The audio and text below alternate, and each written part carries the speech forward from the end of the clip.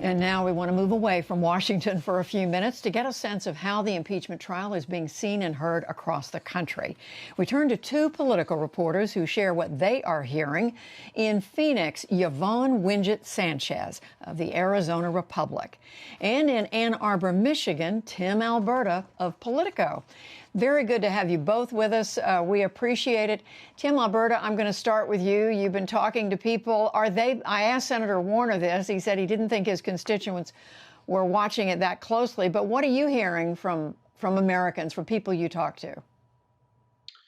Judy, I think Senator Warner deserves credit for his candor because he's right. In my experience, there are not an awful lot of Americans paying attention to this. And frankly, you can see why, because if members of the U.S. Senate aren't going to take this terribly seriously, then why should the average American voter? Why should their constituents? So I agree with Senator Warner that by and large, listen, the second impeachment trial is never going to be as compelling as the original, right? The sequel is never quite as good.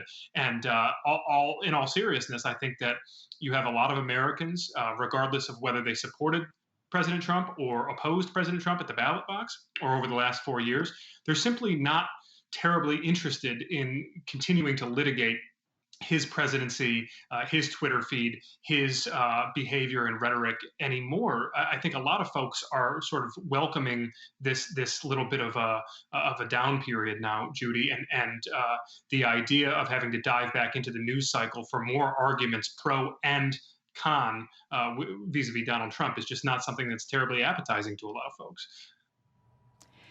Yvonne Sanchez, let me broaden it out a little bit for you. How much, in your experience, people you talk to in Arizona, have they been paying attention since the attack on the Capitol on January 6th? Did that get a lot of attention, and have people been focused on it ever since, one way or another?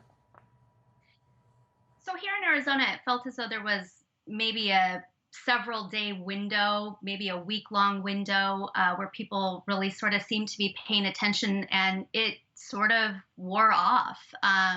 People here are much more focused on the next COVID relief package, how they're going to pay their mortgages, getting their schools on their virtual classrooms, and making sure that they can have some sort of date that they can look forward to sending them back to school. Hardly anyone, any sort of normal person who lives outside of the political bubble is really talking even about the impeachment trial, particularly because it seems as though both of our senators, Kyrsten Sinema and Mark Kelly, there seems to really be little suspense about, where they're going to go, and the Senate more broadly. And to that question, in part to you, Tim Alberta, Republicans you talk to in the state of Michigan, what are they saying about not just how their senators vote, but how Republicans in the House and the Senate are approaching the impeachment and conviction decisions on the former president? Well, Judy, the Michigan Republican Party just held its annual convention last weekend. And I can tell you, having covered Republican politics for quite some time and having done it at the grassroots level as well as at the national level, there has never been more clarity in these Republican proceedings internally than there is now. And the question is not one of ideology. It is not one of policy. It's not one of any specific tactical or strategic disagreement. It is very broadly and very plainly, are you with Donald Trump still, or are you getting cold feet? Are you giving in to this pressure from the left, from the media, from some of these weak-kneed Republicans like Liz Cheney and Adam Kinzinger and Mitt Romney? Or are you holding the line and are you staying loyally behind this president who did so much for you and so much for this party and so much for this country? It's awfully black and white, Judy. I wish I could be more nuanced, but it's actually quite simple. And I do believe that even if over time there is a sort of a slow movement away from Trump-style republicanism, it's going to take a while, and it's not going to happen with the sort of snap of a fingers that many Republicans were hoping for post-November 3rd and certainly post-January 6th. This idea that Donald Trump is just going to go away and that his support is going to diminish rapidly, it's just not reality.